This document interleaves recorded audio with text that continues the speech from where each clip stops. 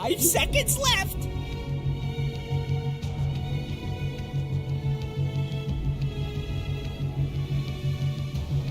Dyer's turn to pick.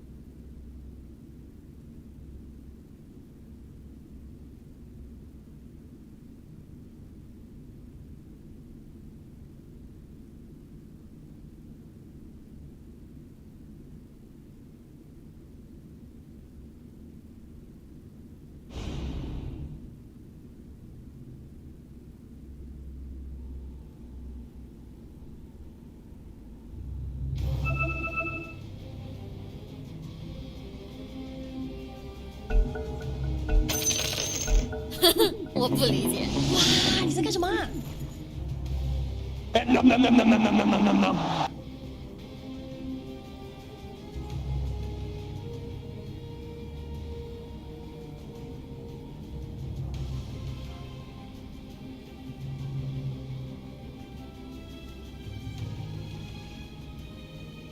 你在说什么呀？听不懂哎。遥遥领先，朋友，遥遥领先。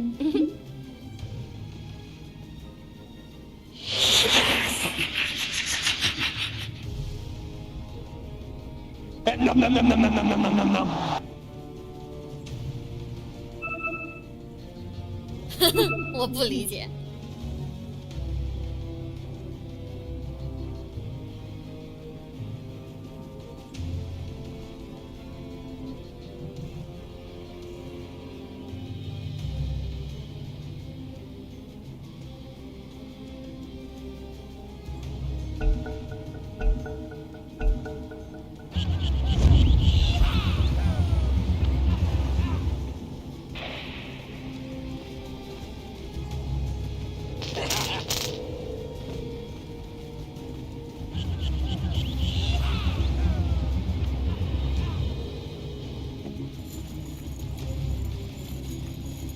哇，你在干什么啊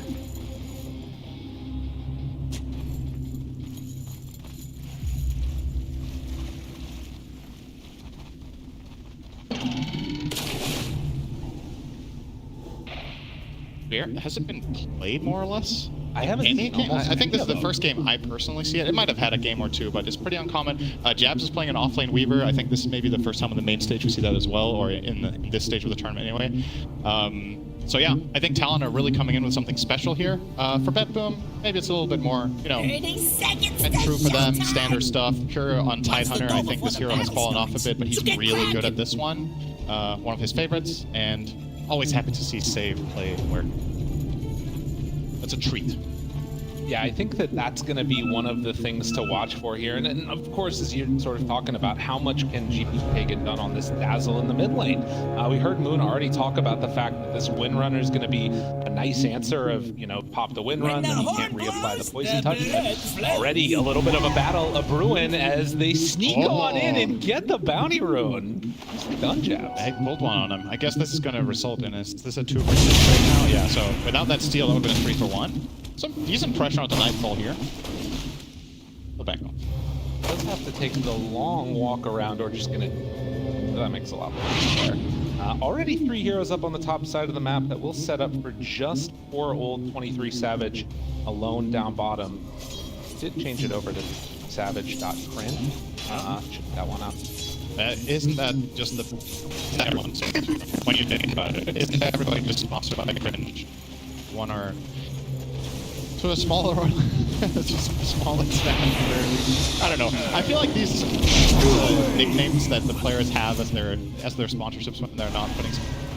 Sometimes I just wonder, you know, you put it in there, and it's like there's like a million people that get to see it.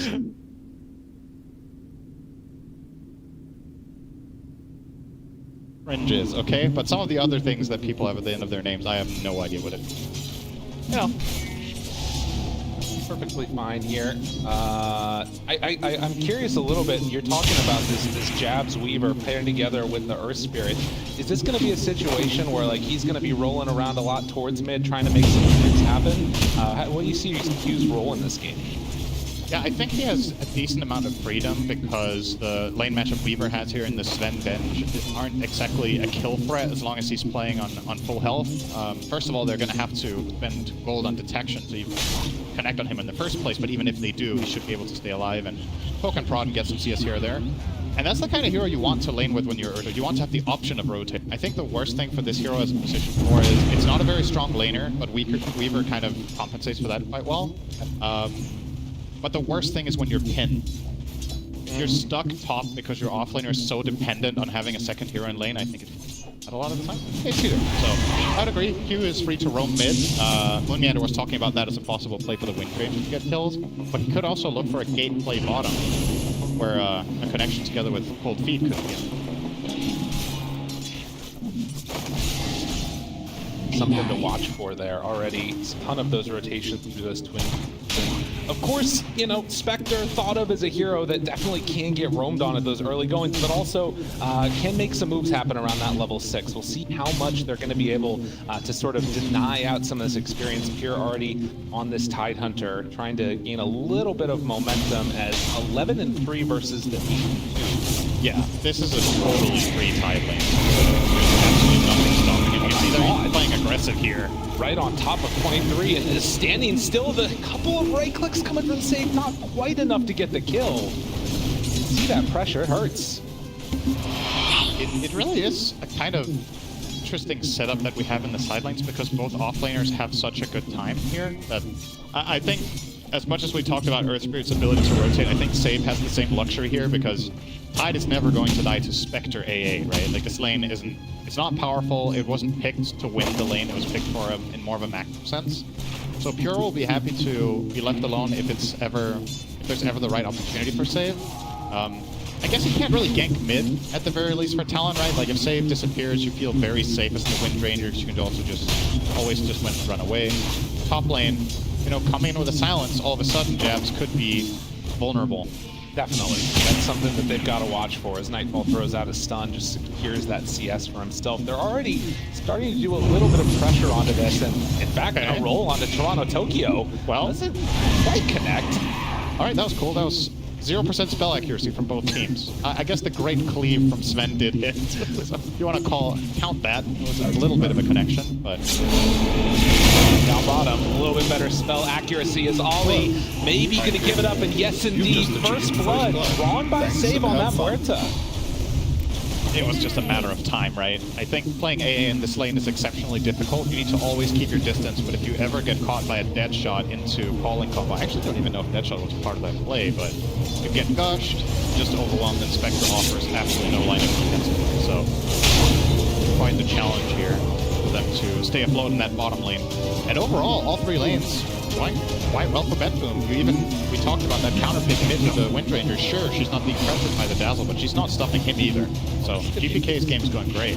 They can turn it back around. Nightfall, he's out too far, pops the Fairy Fire. Able to get some separation and now secure himself back up there to the top side. But the region, they have nothing. They're just chilling here. Honestly, this is one of those situations where it might have almost... Oh, here. Okay, he has a salve on the way. If he didn't have a salve connecting at that time, I think it would I'd almost be better off dying. You know, so you just come back and have your resources to play lane. Because effectively, right now, he's not a hero either, right? He's just sitting there with nothing to offer. But now, healing up, should be able to get a little bit of a foothold here again. And I suppose he's doing slightly better than 23, but I don't think there's any meaningful difference between any of the lanes, really, except that one kill. It does sort of have that feeling, though, that Sven much more of the hero that wants to sit back and try and farm, whereas these more recent Spectres going for the Earn builds want to get active. Yeah. It's nice to see. It's a bit of a blast from the past, honestly. This Earn build used to be really popular many years ago.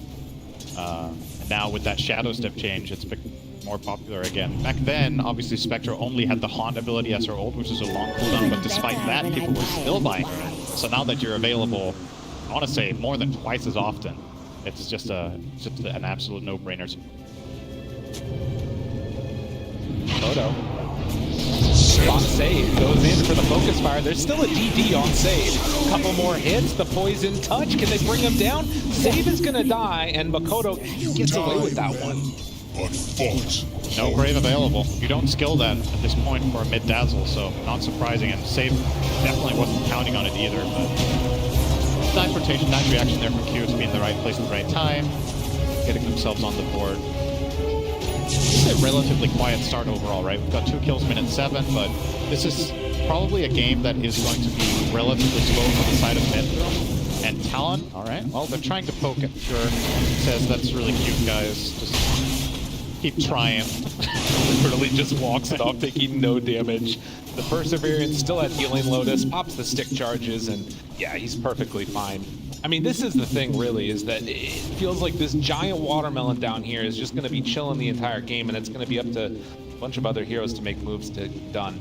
Few stacks, Wisdom Runes traded off 1 apiece. As you mentioned, a slow start But likely these level 6s that they come around either from the Spectre or, you know, eventually also the Earth Spirit coming out. It's going to be a lot of damage thrown. Yeah, this Radiant lineup is kind of a classic combination, I want to say, where you have AA plus one global hero, because any sort of connection from a shackle shot or from a rolling boulder can turn into an overwhelming amount of damage for any of the course of BetBoom. As safe as Tide is now, I don't think Pure is just going to have a clean game of you. Interesting setup. Kicks one back into the focus fire and then gonna TP away. Q recognizes he's not gonna live if he doesn't get out, so they find one. Can they get another? Onto GPK, but save comes in with the calling.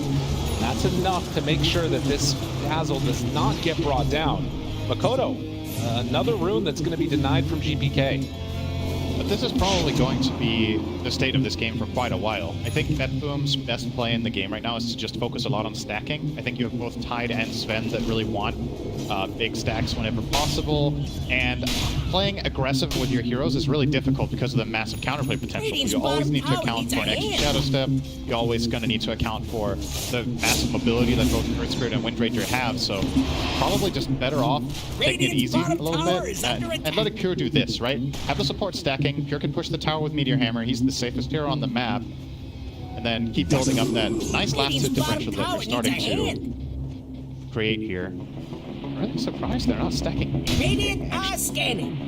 How does that It even feels work? like they're putting more emphasis right there. You saw the rotation over to try and pressure the Spectre a little bit. But as you're saying, I mean, Spectre's still going to get her farm, although this could be good. Not going to get it. Nightfall not there with the stun. They had the follow-up. So easily getting okay. Well, a lot more people show up, and Spectre is suddenly there, right on top of Nightfall. But look at the turn! Destroys him. Makoto shows up a bit late. Still manages to find one kill. Pure chasing in, has Ravage at the ready. BetBoom brought everybody. Yep. Talon Also trying brought to get out with jabs, doesn't quite have the mana. Takuchi doing it. Connection. Save finds him from downtown, and BetBoom, they brought more. Top tower is under attack. Nice shot. Especially against Weaver, right? It was after Shikuchi went off, he still just barely clipped him there. And that's honestly kind of a big, important kill for BetBoom to get on the way out, because this was starting to look like a nice moment for Talon, you know, like, it's hardly surprising that Talon seemed to be pulling a little bit ahead in these fights if Tide shows up late and doesn't get the Ravage off, which was the case there. It's just easier for them to connect their heroes and land some easy snipes, but getting that one on the way out for save, really nice. Gonna close him in on level 6. Gonna see if he will choose to skill pierce the Veil. We've seen Muertos take different approaches as position 4s, whether they take that or not. Obviously, one of the big parts of Pierce the Veil is also the fact that it's a basic dispel. It has a little bit of a use here against This is going to be the nice turnaround. Did you get the timeouts off though, Chad? 1 second cooldown. That was really unfortunate. Played that really well too, running back outside of the silence range of the Ghost. His top tower is Didn't about quite to be get it. And yeah, you know, you raided. talk about that holding onto the Ravage too. You would think at this point you would want to make some type of a move with Talon, but with Ravage up, you just can't really do it. They've already lost their tower. It's not easy to take any of these tier 1s. And Pure is just going to keep doing this, right? I think this is what you do as Tide in this game. And if you get killed, so be it. Because I think a rotation to kill Tide right now probably takes 3 to 4 heroes, and it will free up the rest of the map. It will give you a lot of options for your Sven, maybe farms a little bit more aggressively, get some extra camps, and just offset that little bit of impossibility to have you die. So, yeah, again, I keep keeping my eyes on these missing stacks. I find this to be very unusual. I know BetBoom as a team are very aggressive and focus a lot more on being impressive to the opponent, but it does feel like a little bit of an oversight to not at least take some advantage of the fact that Makoto is not afraid apparently of GPK there, but I mean this is the thing, is that if you're not making stacks, you have to make moves like this as BetBoom, and we'll see if it ends up paying off, because it looks like Talon want to contest this tower, the roll through, hit that, they already get the Ice Blast on him, and well, that is the problem. You think you're tanky until you get kicked back in the face. Yeah, I said it's going to take a 3 or 4 hero rotation to kill Tide. Well, if he's next to your tower, it's hardly a rotation, and that is how you kill him. You just land all these spells. Pure obviously has no magic resistance right now. He will probably be building a pipe, I would imagine, after this Soul Ring. There's just so much random magic damage you can block from your teammates. You know, daggers from Spectre, all of Earth Spirit spells, Ice Blast, Power Shot, even Shikuchi, honestly. Like everyone in the enemy team has meaningful magic damage. Right. So I think it's just a gimme here. Well, and I feel like Pure after that kill is probably not going to be right-clicking towers and instead going to be using the Meteor Hammer. Yeah. A little bit of an overextension by him, not respecting the magic damage coming out from Talon. Sneaky bums. Jabs going straight into a Lincoln Sphere, so he's trying to continue to play this pesky hero that's not easy to catch. Wrap my head around how good this build actually is in this game. Like, so what can you block? You can block Sven Stun, you can block Sven Swap. You can't block Deadshot or the Silence, so Muerta is actually very good against you regardless of which items you buy, except BKB for the catch. You can block Gush, which you don't want to. You'd rather block something else, and of course the Poison Touch. So, I mean, Dire's top tower. maybe it's just a matter of feeling free on the map. Obviously, we know Talon, they like taking games late game, they like having jabs scale, and obviously this is a feels good item in Weaver for a couple of reasons. The mono region's really nice, you can use Another one. They find him. Pure that time did get the Ice Blast on him. Can they chase him down? It looks like it. Power Shot, is that enough? Not He's quite. tickling down, and no, he's gonna be able to survive through it. Was that Power Shot max charge? I felt like that could have been a little bit more. Dire's top tower is under attack. Still a 2k lead for BetBoom. They're just getting more out of the map right now. Obviously, we've been talking a decent amount about Sven and the Tide, but Dazzle is always this hidden hero, I want to say almost, where it's like, no, he's just minding his own business. He's got 1 assist, slowly but steadily. Oh, Sven is really farming. Well, guess what? Dazzle has almost the same CS. Just spamming out with the Shadow Wave to farm effectively. He's almost going to have Ags now. That's 100 away. disgusting. He's gonna do so much in these fights, I feel like. Yeah. The good news for Talon is they have Ice Blast, right? So it's one way of preventing Dazzle from getting this major burst heal that he can get with Shallow Grave on the targets. We've seen a couple of games this tournament where it's just like, okay, Dazzle just burst healed someone 800. Not going to be the case with Ice Blast on you, of course. The Grave can delay your death, but you're most of the time not going to fully survive, at the very least. And Makoto now, the wisdom room for himself, trying to build up those ancients. It feels like it's going to be on him to find that Dazzle after like a haunt or something, right? Because Spectre's not going to be able to get it alone. Although this is easy. They move in, they find Pure. Are they going to be able to bring him down? He's really close to the angle. Q gets up close to him, but it's not enough. Pure walks it off. Only level 1 Ice Blast. That actually looked like Talon were not fully committing to that with what they had. I think maybe they were expecting it to die a little bit easier, but yeah, just narrowly surviving that one. Pure getting away with murder, and he's now going to get a cloak. So next time it's going to be way harder. Yeah. He's just a 3 gold away from that. And the good news for Tide as well, you know, you take barely any damage when you're farming, so he can actually just go and play jungle. He doesn't even need to go back to base despite having 200 health. He's even going top to clear out a little bit here. The Ring of Health as well as the Meteor Hammer. That HP region of 20 next to this tower, very quick. Now he's gonna go Mighty Mind. Oh, Gets so a nice good. extra region there. Look at how strong he is. He's so mighty. Yeah, 26 HP region up here. I mean, the other thing that I'm just thinking about is that you've got this Aghanim Scepter now done on Dazzle. It feels as if Talon are just comfortable sitting back, getting their farm on a little bit, but at some point, I mean, this is the type of play that's going to be scary. GPK rolled upon, Silent, back into the Ice Blast. That's not the way they wanted it. GPK will get the Grave off with the DOT coming through. They're going to end up losing at least Q, but with everybody else falling, I mean, it's way too much magic damage. I think Ollie did have vision of the bench in that whole situation, right? It's kind of next level if he actually overshot the Ice Blast on purpose to hit on the swamp, right? So that's what ended up happening. Bench was trying to reposition the Dazzle away, and if they dodge the Ice Blast, Dazzle does not die there, but That was pretty sick. that was a really nice execution. Talon. Yeah, BetBoom also expended Ravage there, right? It's one thing to lose the fight 3-1, but now one of your key abilities on cooldown for 2 minutes. In the past, you'd be like, oh, okay, you know, Spectre doesn't have Haunt, so what's really going to happen? Well, guess what? Spectre is ready to go in 5 seconds. So, It's so silly. really got to be careful around the map here if you're BetBoom and Hero as well. Venge has a key role to play here. And you saw that too, right? Like they're running down, they see the 23 Savages down there at that point at like 800 health, and they just can't get onto them. You don't have this global presence. Jab runs into Toronto, Tokyo, they come through the gate. Suddenly, Spectre's back in the midst of all of them, haunts away, gets out of trouble, save, gonna pop Pierce the Veil, looking for a few more hits. After already losing the Venge, they're gonna lose the Puerta too. Talon are all over BetBoom right now, one step ahead. I love the way Talon are playing this, recognizing that as long as it doesn't turn into a full-on team fight, right? What they don't want is this 5-on-5 engagement where everybody's in a good position, chain their spells together and take advantage of the Ravage. As long as it's skirmishes, it's such an insane lineup for this style of play. Jump in, caught though. That is what they needed.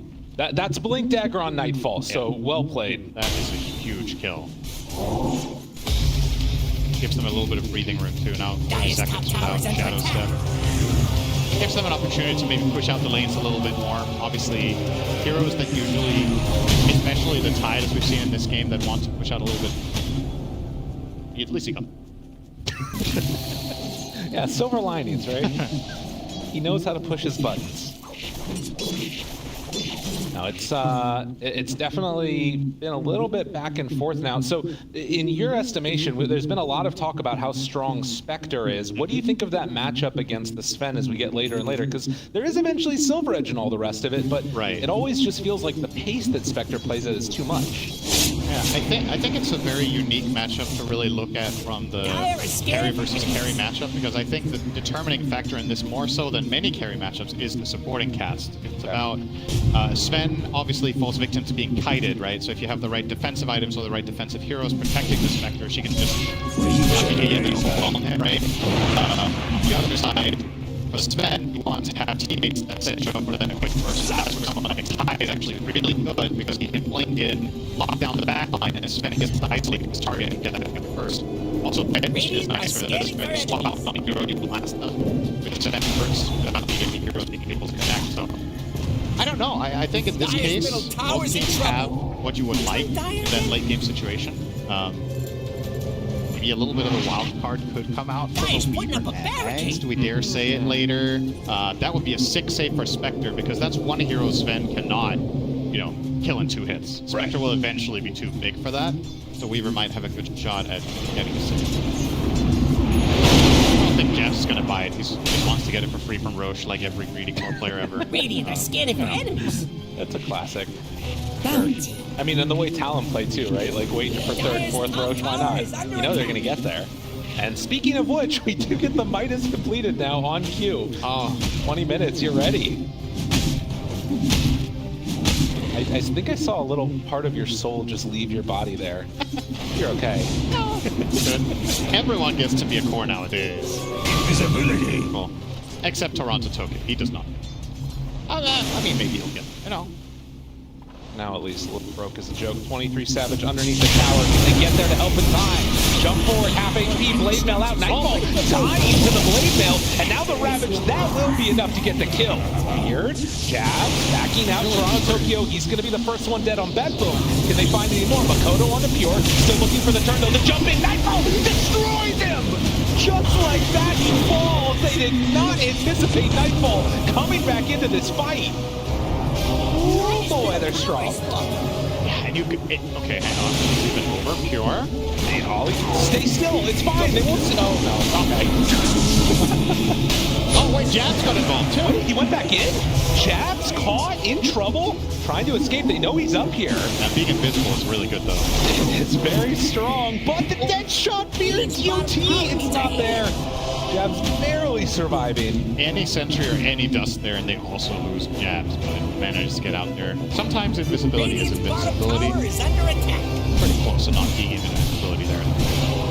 Yeah, I think Talon maybe need to keep in mind here that they have 4,000 dead gold, right? Oh yeah. Their Earth Spirit has a Midas, and their AA has a Midas. So when this Spectre gets jumped and you're TPing into health, you don't have that Glimmer Cape, you don't have that Force Staff that a lot of the time supports will be able to bring to the table and swing things around. It's one-man torming time for GPK. Come on, Ice Blast him, please. Is that biased casting? I don't know if I'm allowed to do that or not. It's not biased if you don't want it for the team to win. You just want it for fun. Oh, okay. All right. That That's makes fine. sense. If it's a good time, everybody will be cheering. It's always a good time. All the time. Oh, yeah. Okay. Stunned, but 23 Savage shows up. Nightfall swaps in his carry. Oh, and then it's fine. Don't worry. It's perfectly okay. Backs out of there just in time. All right, that looked like that could have potentially gone scary after the shackle shot landed. Didn't really have enough damage in the tank. Tokyo gets hit by that dagger, and I think they still had vision from the spectral dagger as that smoke came out. So Talon, understanding that BetBoom are going for a move, are gonna back away, spread out to the other side of the map, and give themselves a little bit of a wisdom rune as they head away. Radiant are Almost scanning for completed enemies. Radiance plus level 15 here for Grace, so that's a huge upgrade for him. Let's see who gets the shard on the Radiant side.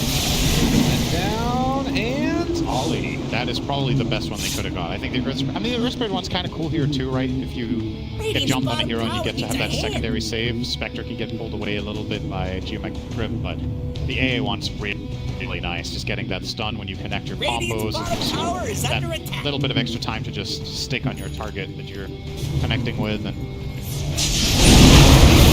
all right, having bigger plans. Dazzle is so good for the two.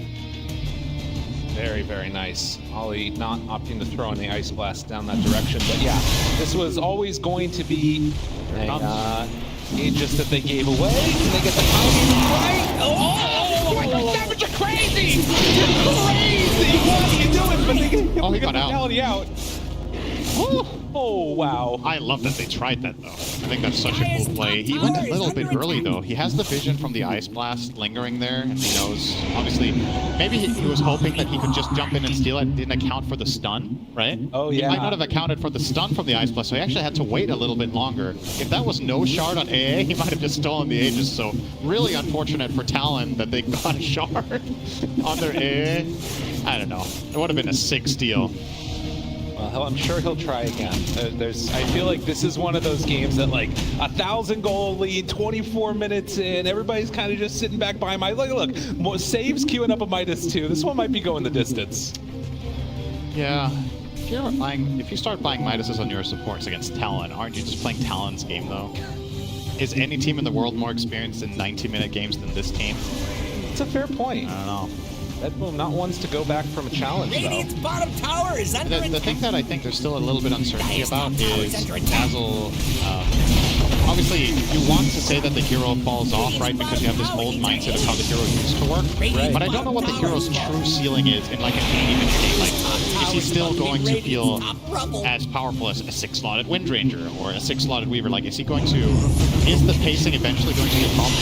Okay, hang on. Well, they find another. They get the Grave off. Toronto Kid not going to be stunned. Ice Blast's going to connect onto a couple, and they bring him down. Q in, magnetize out. Jab's trying to buy some extra space. They pop the dust. He backs away. So no more reapplying magnetize, and Jab's going to have to time lapse and run out. At the end of the day, it's only going to be a 1-for-1 on these supports. Man, Pure, really good call there to just hold the Ravage. Normal BKB Pure couldn't really have got much out of that. Very defensive build from Jabs, right? He has Linkens and BKB, but I think it's understandable. There's just too many problems in fights. If your mindset is that you want to get involved, and he wanted the Linkens anyway, then BKB was probably the obvious choice afterwards. And that obviously means he's not that big of a threat yet. Now he gets to just fully itemize damage for the rest of the game. Radiant's top He has the defensive items that you would want in 20 minutes. Yeah, that part is really nice. I think the thing that's interesting about the way Talon are playing this too is you've got this Sven that kind of has to play around this God strength. So while this window is out where they win a fight, sort of, they force out a bunch of abilities, they can't punish afterwards on BetBoom. Very true. And they just... Radiant's middle tower. Talon are just going to do their usual stuff. All right, interesting. 23 queuing up a Wraith Band here. Obviously, we're past the 25-minute mark, so this becomes the most value for money item in all of Dota, probably. What the hell? Right now, but We've seen a couple of players do this a little bit, and He bought it. Radiant's top tower's I under don't know. It's probably good. Radiant's top It's a tower relatively. has I dire mean, you can scanning sell it for enemies. half, right? So how much gold are you really investing?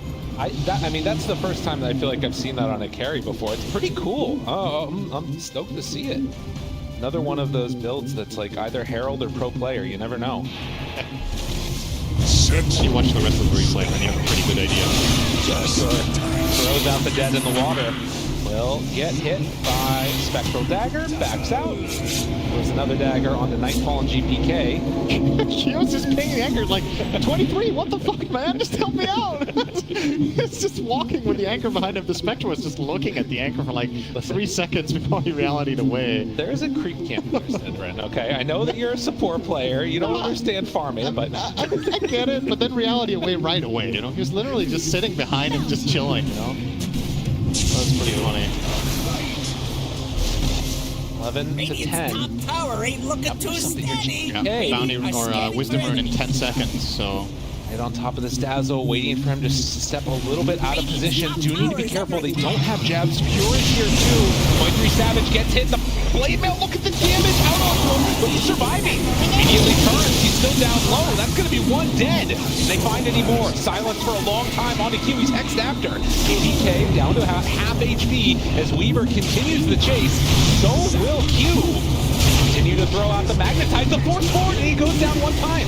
Could not manage to get off the shallow grave, but Nightfall is just slapping away at the rest of these heroes. 3 dead for only 1. A long fight. It's relatively even though, because Talon did get both wisdom runes, right? Okay. Riku Jabs was late, was that he was stealing the one on the dire side. Yeah, and you lost Aegis too. So essentially, it kind of was 2 for 3, but obviously GPK doesn't truly die there.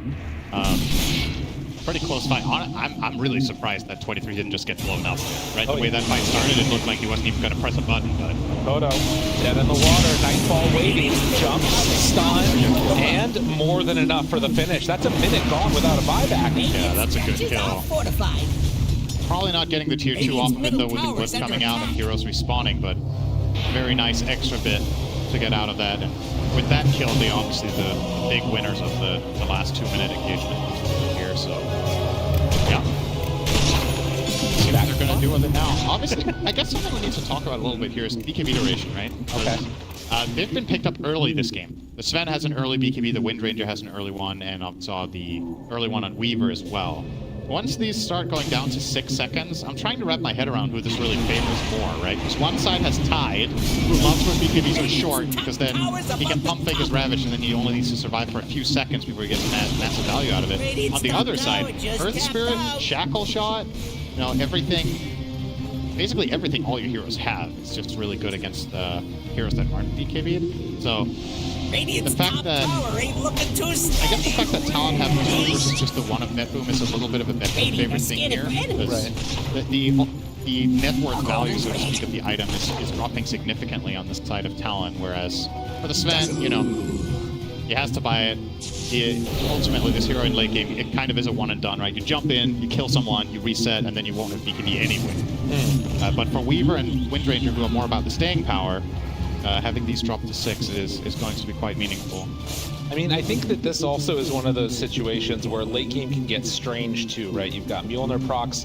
The vision, I feel like, from all these Ice Vortexes, if they can kind of set up in an area and breaking Blink Daggers randomly, it can be really frustrating to play against. We'll have to see what the setups are and what the vision's like, of course. Always really important fights. Aghanim Scepter done on Wind Ranger.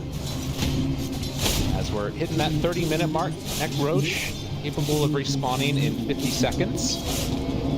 Just for the timer on that, as Spectre almost done with the Manta. Yeah, and when does 23 start to hit critical mass? We've seen he definitely is very killable for now, for the mid side, but once he gets this Manta plus 1 more item, maybe it'll be a bit tricky. Obviously also looking at the level 20 talent, which is going to be a big help, getting that 350 health there. Definitely going to be the choice in this game against such a burst-heavy lineup. So I wonder if this Orchid that he's eyeing up now is the right choice, I think he specifically wants to get it because he's playing against 2 saves, right? The Venge as well as the Dazzle, especially Shallow Grave, is super annoying. But I'm a little bit worried it might be too offensive of an approach and that he needs more health, either a Scotty or a Heart to, or even a Butterfly, right? Because Sven does not want to buy MKB this game. Well, he should against Right. Windranger, but the hero genuinely doesn't want to buy it, and Nightfall isn't even eyeing it up, right? So he might get Nullifier instead if there's no Butter on spec. No, we'll see. An interesting last couple of minutes here. You can see both teams smoked up. We're waiting for somebody to step a bit too far forward. Talon opted to place that ward up on the high ground as Roche respawns, and now we're going to re-smoke. So their movement as Roche was a relatively quick one. We'll see what this ends up looking like. Jabs nearby, the rest of his team can gather in together with the smoke if they want, but you got to imagine, oh, they're getting this quick. This is going rather rapidly. Talon, are they going to realize what's happening? Roche is about to fall, and they are going to get it for themselves. And they take the fight after. Dire's top tower. Sven TP's top. He's actually going to show here. So when Nightfall shows top, if they in any way could connect, okay, it's just a full-on evacuate. Yeah, they're all 5 TPs out from BetBoom. They are not going to give them any opportunity to find a pick. So nicely done. They just sniped that out, giving the Aegis to the Dazzle here, which makes the next fight for Talon that much trickier, because usually the way they would like to engage fights is to kill that Shallow Grave, but now you can't even take that out. So a few tricky minutes ahead for Southeast Asians here. Wow, that was really hard to say, but it's a ton There, though. It's very good. Thank you so much. I was thinking, you're talking about like other items that we can see for Spectre. I also like the idea of maybe even going for the Aghanims later. We've seen sometimes where that hasn't worked out, but getting a Haunt, that way you can like pick and choose your targets, feels like it'd be really nice for Talon eventually. Yeah, Axe might kind of be a best of both worlds thing here, also because of the health, right? Yeah, as we talked about, a little bit of extra tankability on Spectre goes quite a long way here, so I do like that idea, because ultimately this game is going to boil down to, can you kill the saves on BetBoom for Talon? I don't think you're going to start the fight by killing Tide or by killing Sven, and that's how you break it open. I think you have to play angles, you have to find support kills, you have to find the Dazzle, and that Haunt will indeed be a really nice tool for it. Especially because you have so insane follow-through, right? If Windranger ultimately gets a Blink Dagger of some kind, or maybe you get a dagger on... We've even seen daggers on AAs, right? Just connect and just blast this one person.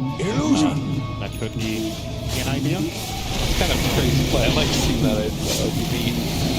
Ollie's need to get away from this before it kills him. And it will be Makoto. Okay.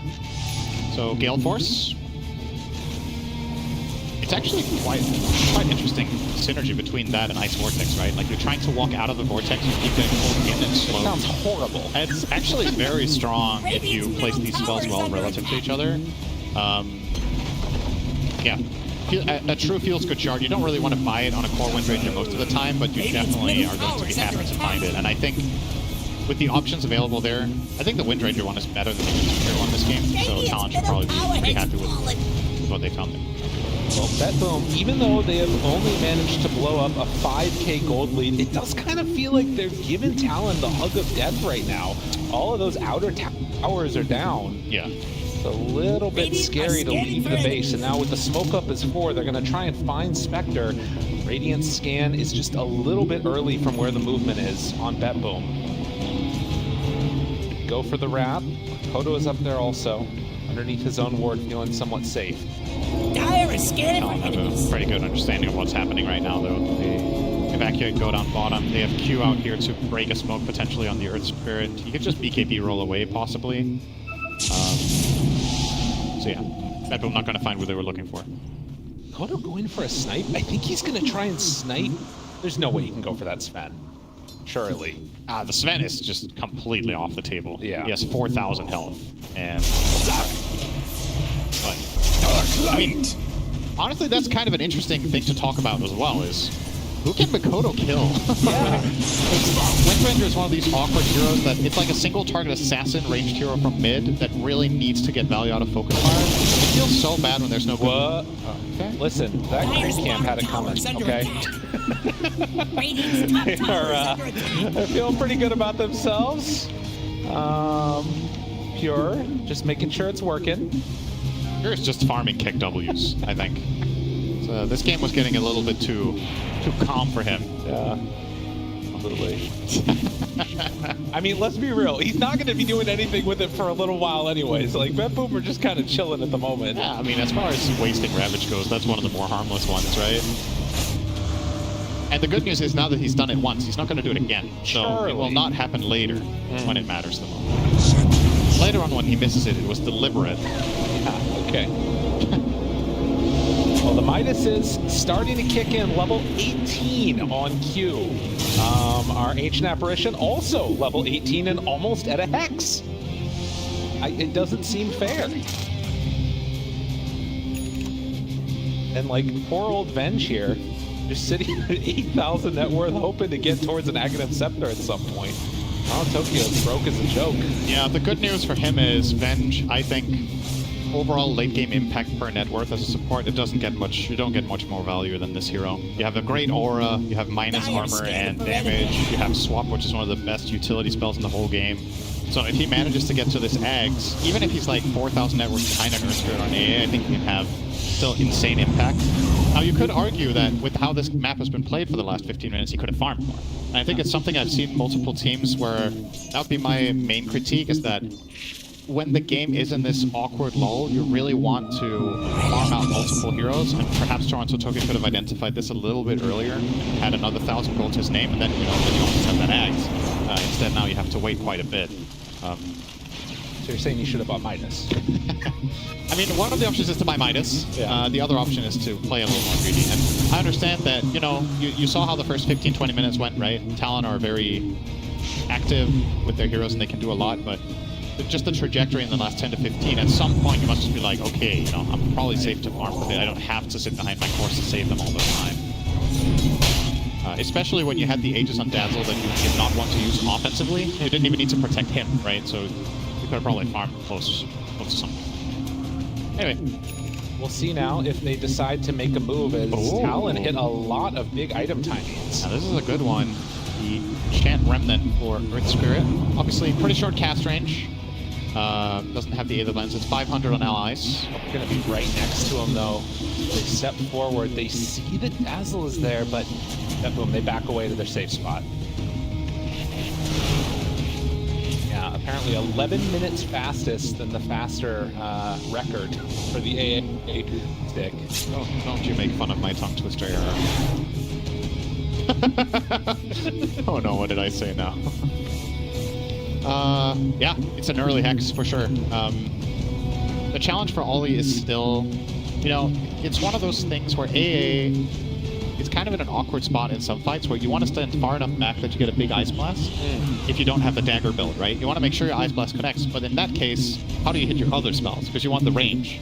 And then when you get closer and you can use your Hex, that's when you're vulnerable to just getting blasted one hit, because you don't have, the only save you have is the Glimmer Cape, right? So, yeah, it's obviously a great Hex timing. I wonder how he's going to use it. Like, who's your Hex target? You're not going to Hex Tide. You are probably not going to Hex the Dazzle with Linken's and Avenge behind it. Haste! Sven, maybe? I mean... Maybe post BKB. That's going to be Ollie's best chance at it, but you might die before that anyway. The way that this fight's going, you're really far back. We've definitely seen some other builds from AAs, right, to try to find that impact. I mentioned the dagger, but you could. I think we saw yesterday somebody using the pressure, which I also think would be really interesting this game. Yeah. Could have gone a Neon Disc if he was worried about getting jumped, but obviously he's really trusting in his own positioning, which has been stellar so far this game. Well, it's easy to have good positioning if you never fight anybody. That's true. I mean, you say that, but you also need to not get caught around. Oh, that's a good point. Fair enough.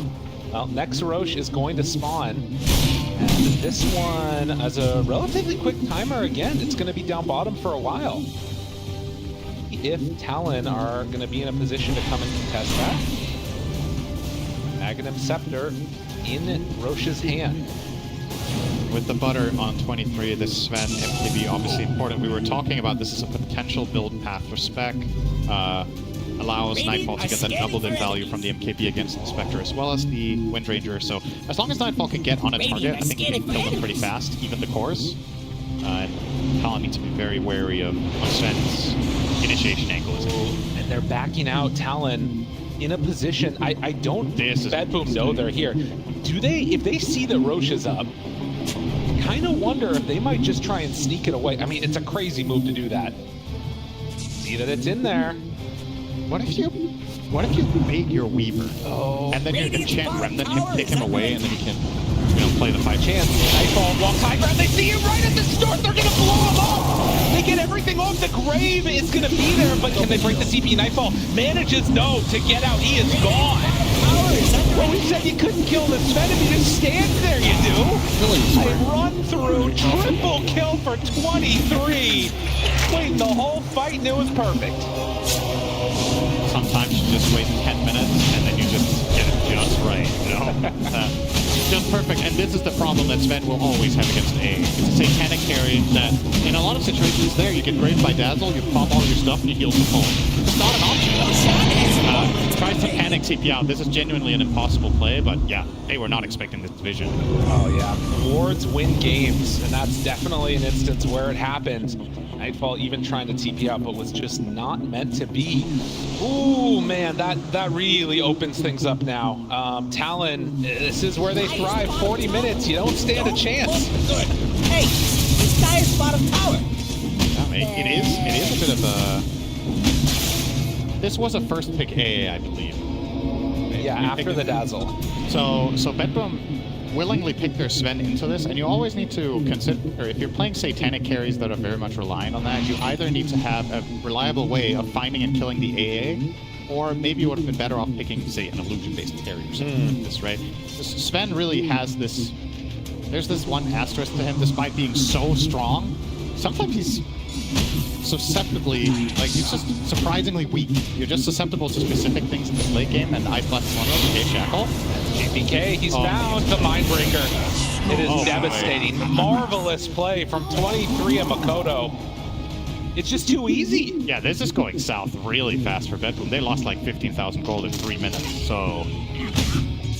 And that's against a late game Talon team. We know how that one usually ends, and except against Team Liquid.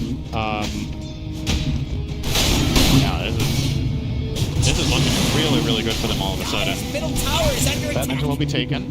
Have to their wounds somehow. Nightfall will get himself a shard. But yeah, I mean, now getting the Aghanim Scepter for free onto Spectre, so you have Haunt available, you can play around that. It makes all of these fights that much more difficult, like we were talking about. Like, you can find save now in these. Yeah, the fights are actually just exceptionally difficult for BetBoom, because if you look at the composition that they have, Dazzle's a hero that doesn't burst, right? This hero just doesn't do that. So it takes time to build up a fight that Dazzle can win, and that is the direct opposite story of how Sven plays fights. He wants to jump in, kill someone fast, and go from there. Essentially what this means is, if Talon get vision and they have any idea what Sven is doing, they're actually just probably not dying, right? Yeah. If his dagger gets cancelled by a Haunt, or if they connect anything on him that can lead into an Ice Blast, it's just such a... It always feels nice to play late game Dota when you have a clear path to victory. Like when you have this, you can make this game plan for your team where you know, okay, these are the conditions that need to be met. Because late game Dota, a lot of the time, it's really, really hard, right? So being able to simplify a strategy like this, it has got to be so nice for 23. I'm sure their communication is just, all right, if we see Sven, we're good. Well, and I think back, you know, you're talking about how easy and simple this is for Talon. Earlier today, we saw BetBoom play very simple drafts around Lunas against Evil Keystars, trying to be aggressive with Terrorblades, pushing objectives when they could. And in this game, it didn't feel like it was the same sense of urgency. There was that willingness to go late game. And BetBoom now, in the rewards of that, we'll see how they're able to deal with the next couple of minutes. As Pure, wondering if they're going to go. I guess that's what you're talking about again. They got to wait for the Sven. Yeah, I think the worst possible entry into a fight for Talon is going on Tide, who then gets swarmed. I think that is the worst possible thing that can happen. So just don't do that. Yeah. Just, if Tide is the only one offering himself up, play the rest of the map. That was the pub side of me coming out. It's like, Tide's there, we can kill him, right? Let's go, guys. Not opting to go for it, and instead Makoto going to take the tier 2 tower down bottom. Serious damage starting to come out of Windranger too. We talked about earlier, okay, who can you really kill? But this hero does reach critical mass at some point where the Shackle shot is enough time to find kills on a hero like Dazzle, potentially, or at least the Vanish, or the Save Muerta, who has been very quiet the last 15 minutes, right? Some 6 shots early on, but only been bringing that much to the table as of late. He is trying to become a core, though, right? Right. So that's kind of the question mark here, is if Muerta can just be left free to get towards those items. Middle You've tower already got Mjolnir, you got BKB, trying to get towards MKB next. That could be a problem here to deal with, particularly if everything is used and expended to try and kill off the Sven. yeah, you are still, as this Muerta, very much dependent on your BKB, because the amount of just random magical damage in the fight is going to be too much. I don't think you're safe to fight if you ulti, because there's just too many things that can kill you off. But during BKB, you can have some serious impact. I think the dream for him is obviously to try to kill supports. By kind of the name of the game for both teams. As the items keep The Hex reveal. in. Jumps. How much can they do to keep you? He pops the BKB, rolls away, and now 23 Savage, he decides to go in. He sees the Sven, so I know what the drill is. Nice ball. Ice Blast, it's a good one! No, not quite gonna connect. Now they have to back out. That was Gale Force, Literally. Ravage, got him. They have an enchant remnant still if they want to get in range, and they do it! Nice play by Q, but it's not gonna matter. Did not have enough to kick him out after. Makoto tries to TP, but they got way too much damage. The fight was not the way Talon wanted it, and they're gonna end up losing 3.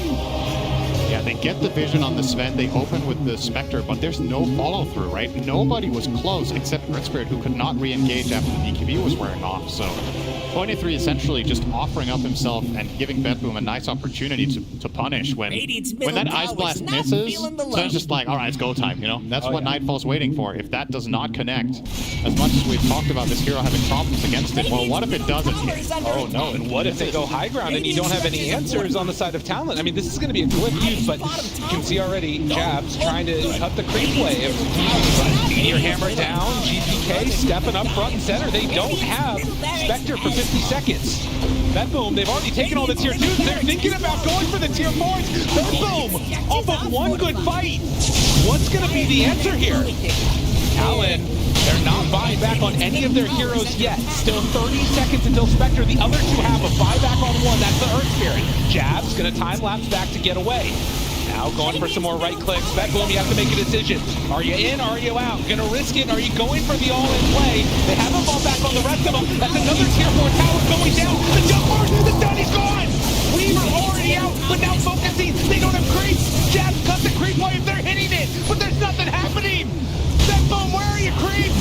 As they chase, they hunt. Nightfall is gonna fall.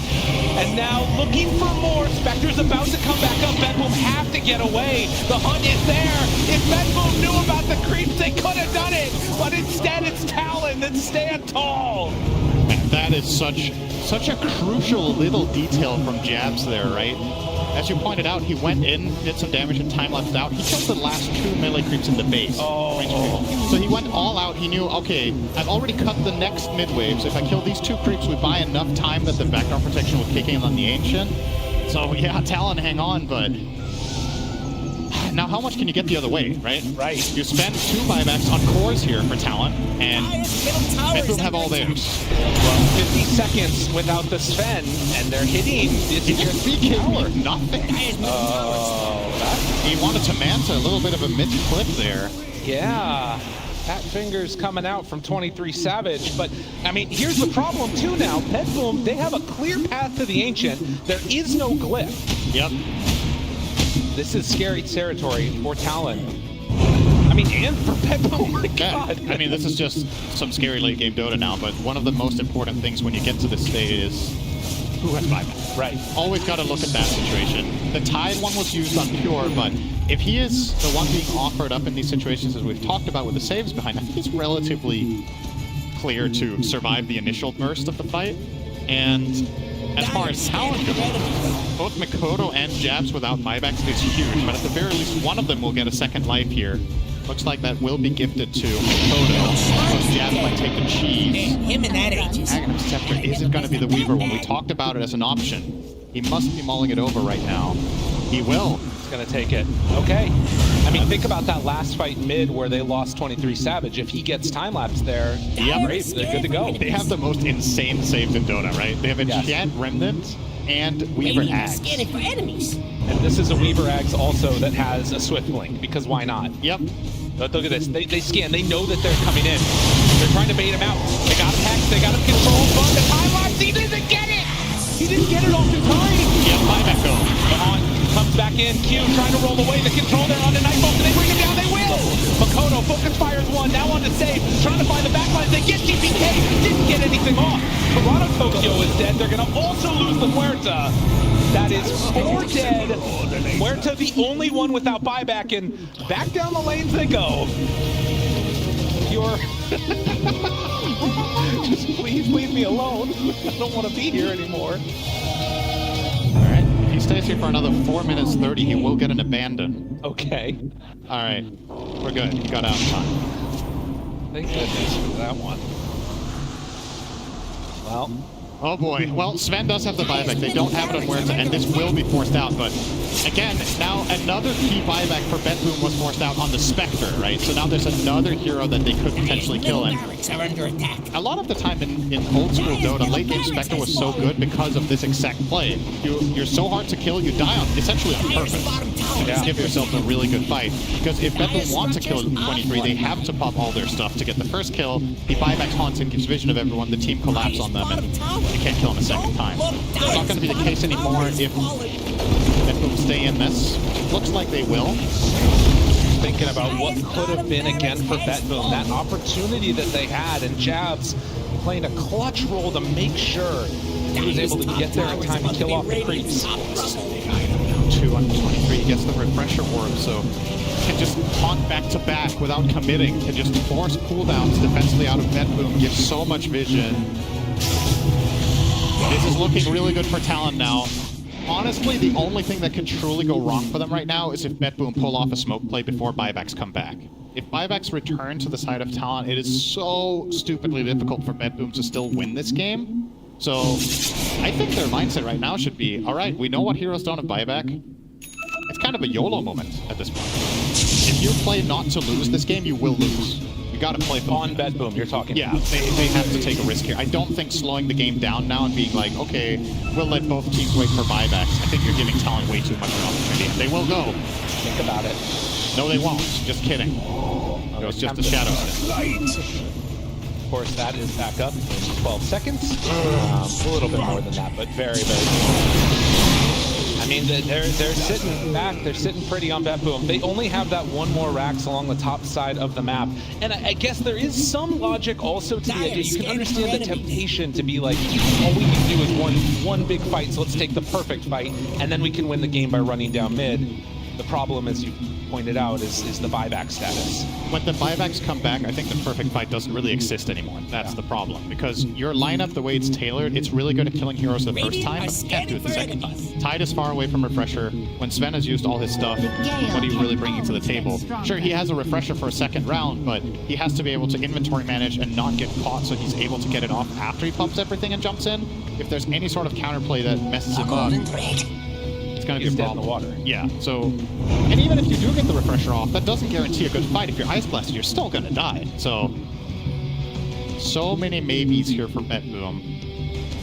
Talon trying to lead the charge. Aegis for another 50 seconds. That might be what BetBoom are waiting for. When that runs out, perhaps you're looking at initiating the fight. The problem is the sweet spot here. Windranger's buyback is 2 minutes, and the Aegis is 45 seconds. So your window of opportunity is extremely small. It's coming up right now, though, and already they jump. The Venge is there to swap it, now throw out the stun, but dead for 100 seconds. Still has that illusion playing around. Oh, that's a good shot! But they connect. They got him caught. Nightfall has to back out. Don't have another Ice Blast yet. Nightfall retreats. They're able to hold out. I mean, again, losing the Venge is devastating, but they could have lost so much more there. Yeah. Has to swap instantly. The Tide is not completely safe. As we talked about, he's not going to die in the burst. He will be able to be saved by the swap, but obviously, you're offering yourself up at that point. There's no escape plan. And this is that window that you're talking about. The Aegis is about to expire. Venge is dead for it now. Yeah, you can't. Now you can't go for the aggressive play anyway. Venge is too important for this to be an option, so Talon effectively have bought themselves buyback on Windranger with this aggressive move.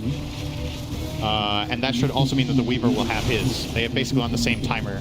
Not enough gold right now, but actually, never mind. He'll get it in a second on the Weaver. So jabs as well as Mikoto with those second lives. Only 23 now. 3-minute cooldown on his. On the side of BetBoom, Pure will have it in a minute and a half.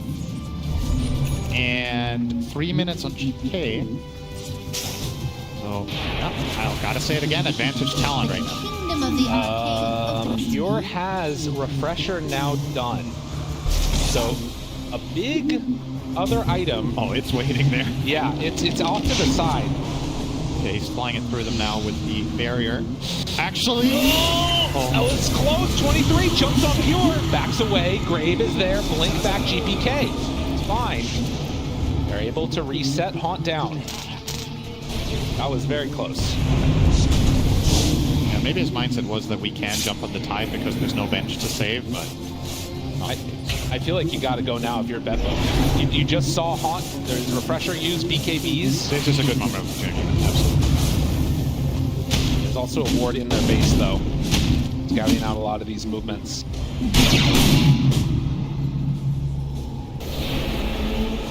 We'll get together. Calling pushes out a wave, and there's the smoke up at 5. Weaver running in. One of the better heroes to break a smoke.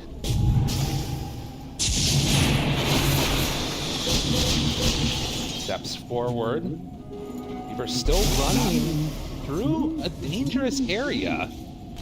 He's so hard to kill. He's just blinking away after Saguchi. Yeah. Honestly, all of Talon's heroes are hard to kill. There's no easy target in this game anymore. AA has Linken's A on disc. What the? You know? So that's the 5 has that. Earth Spirit has 4,000 health and a Trickster Cloak. Windranger has 3,000 health and then Linken's. Weaver has 3,000 health and Linken's and BKB. I mean, they're terrified right now on BetBoom. It's hard, man. With good reason, right? I mean, this again was a smoke as 5 to go to the Ancients on the side of the map, and now we take a little bit of vision. They are going to take over this area as we get close to 60-minute items. So at least should be able to farm some of those, potentially. Yeah, that's a big question mark here. Is Talon going to let them? I think from Talon's perspective with their buyback status, the Spectre one is coming up basically at the perfect time. He's 50 seconds away from having his, and then you could just smoke in and contest all the Ancient camps. Definitely in position to do just that. Venge is the furthest one out. They do have vision up on that high ground, at least for now, and they're going to retake over their own base, it looks like, push out the top wave. Yeah, it's not easy. I mean, this game is so hard at this point for BetBoom. And if you separate for a moment, you know, a random Haunt, if anybody's on top of you, you're just dead.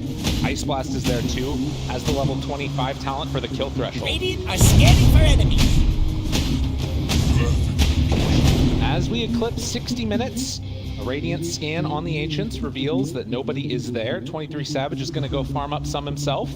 Yeah, this is very, very clearly tailored by Talon, right? They're going to make this smoke so they connect there at around 60 minutes in. Spectre is covering their side, so they just want to grab all the tier 5s, and then maybe they're just going to push, you know? Yeah. Like that advantage, if you convert that to net worth, is pretty ridiculous. At the very least for BetBoom, they find 1 token here for their Sven, but that's the only camp they have access to is that 1.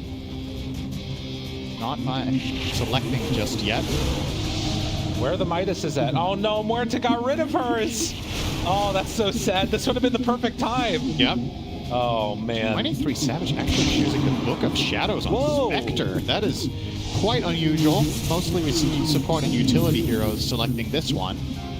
But gives him an extra line of defense for himself, of course. Yeah, what else did we see come out? So, have Ex Machina on Weaver, Seer Stone on Earth Spirit, and, yep, Sven has opted for Mirror Shield here. Okay.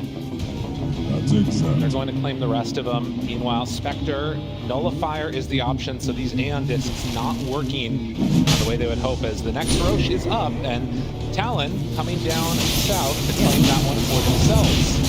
In terms of Aghanim Scepters, it's only the AA, actually. Yeah, so that's an easy choice. It's gonna give him an axe that he probably isn't gonna use for anything. Not But even hey. death can catch me now. I mean,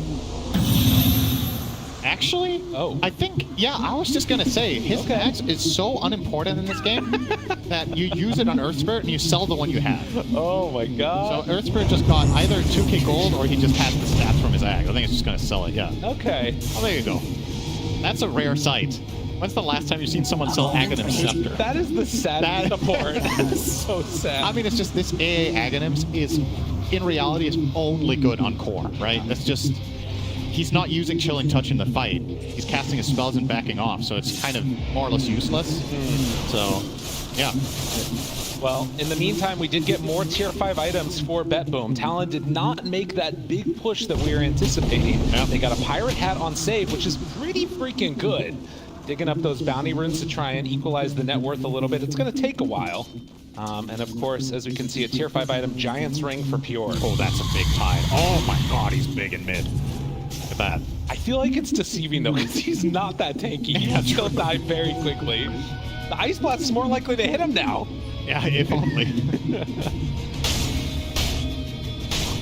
Waiting on Toronto Tokyo's item choice. And in the meantime, too, we did see AA go for the Book of the Dead. Yep. Book of the Dead for Venge, too. Should not underestimate, by the way, in this game, Talon are running double Ex Machina, and everybody obviously on that item focuses on the cooldown refreshing aspect of it, but 20 armor against these dire heroes is no joke. And that's all the plus armor that Wind Ranger has. Yep. So it's like a huge EHP increase against Sven, against the Venge minus armor, against Dazzle's spam. It really makes a big difference. All buybacks available. Okay. Well, we're going to see shit here, man. Yep. I don't know what's going to happen. I don't think either team does either. Oh, okay. Bit of damage. Book of the Dead. Emphasis on bit. Okay, here we get a little bit of commitment. Oh, no, stop. No! The Gale Force! You can't hit him! Oh, that's what? 23 Savage! Excuse me? What? Not how they drew it up. I'll say that. Not how they drew it up. Well, he has buyback. Well, you did say 23 Savage fat-fingered earlier. Yes. Maybe that time it was the whole face across the keyboard and not the hand. I don't know, man. He just jumped in 1v5 and maybe he misclicked and wanted to just get vision and then jump out, like he was trying to either make smokes or just cause confusion. But I think the only one he confused was himself. Maybe his teammates too actually were a little bit lost in that one. But that was a tough one. That was a very tough one. And fortunately for Talon, they cannot. Roll right. Just a death. I mean, it's a level 30 Spectre death. I'm not going to pretend it's nothing, but about 4,000 gold, a lot of experience, and if they can manage to force out a buyback, it would be huge. BetBoom is smoked together. Keep in mind, Pure at the ready with that refresher. Nightfall needs God's strength. Oh, he is strong. All it would take was a swipe or two, and whatever he's hitting is going to be in the dirt. Jump in, they find one, Ollie, they got him caught with the Hex, the turn, got him under control, finding two, the jump through, Toronto Tokyo starts the ball, 23 Savage is in. After that buyback, he's going to try and retreat. Pure is absolutely ripped through, Dazzle gone, and Nightfall just trying to back out, doesn't have anywhere to go at all. Q right on top of him, Swamp to try and escape, Nightfall still managing to just barely get out of there, the silence, running, hiding, get out of there, buddy, Nightfall right on top of his jabs. They bring down the Sven, and in the end, Talon just a bit too strong. Yeah, I think BetBoom were not expecting Talon to try to make an aggressive move with their Spectre dead, right? They know Spectre has buyback, they probably know it's a possibility, but might have just thought, like, why would they do this, right? Why not just wait until Spectre's alive and then go? But Talon go for this play that, in reality, if 23 somehow would have died there, that could have been game-losing, right? Oh, yeah. That was not a risk they had to take, but they felt very confident that they had the information that they needed, and they got a lot out of it. It still could be game-losing, depending upon what happens in the next couple of minutes. Looking for Makoto. Oh, the Lincoln Sphere popped. Was looking for the swap. Didn't quite get it, though. They reapplied with a little bit of help from their friends, throwing out these Books of the Dead. Pure steps in, BKB, Focus Fire 1. Do they have enough to take him down? Makoto not quite gonna get it, but the jump in, they find this Earth Spirit. Ravage out, now trying to hit him. Aeon Disc cross, the swap back, gets him in. Jab finding the backline onto GPK, tries to run away. Time lapse to get out of there. They got the Sven buyback, that's what they wanted. And now they get out. Talon, perfectly executed. They poke and prod, and eventually, under so high pressure, it is so difficult to just keep holding the buyback on Sven, right? And eventually he does cave in and go for it, but gets nothing out of it. Pops his ult, has nobody to hit. Now, well, we talked about the Spectre being a potential risk here for Talon if he does die. There's a lot of risks on the die right now. And buybacks are not looking healthy on the side of BetBoom. You have none. And so this is the question that I have in like these late game scenarios. You're sort of in a dual situation with Talon, where on the one hand, if you push and you take advantage and you win a fight, obviously you just win the game. But also they're under no pressure to try and end either, right? Right.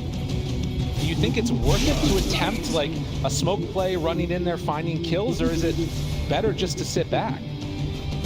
I think considering the buyback advantage that you have right now, you can try to go for skirmishes that don't immediately involve the Spectre. Like, see if you can get good conditions for a fight, and then you pounce on it if you see it, and if you don't, you just poke and prod, and if nothing comes out of it, that's okay, right? Yeah. I think just sitting back and farming There's nothing more to farm for. bad necessarily, but it's not really improving your chances of winning by a meaningful amount. I think poking these barracks with Ex Machina, BKB, and Focus Fire is probably the way to go. There's no glyph.